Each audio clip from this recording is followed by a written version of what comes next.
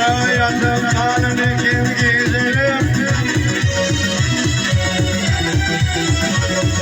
Hayatım kanını kim giydirir?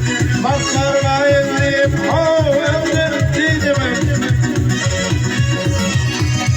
Bıydıklar tanrıydı diyeceğim. Bir de atamın bana kalbi. Geldim Allah'a.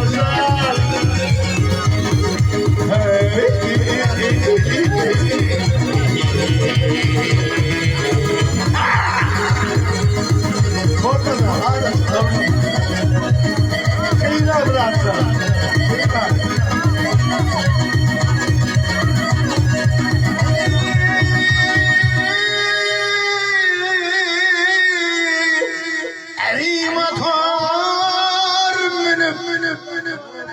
Azap kavalar takırlar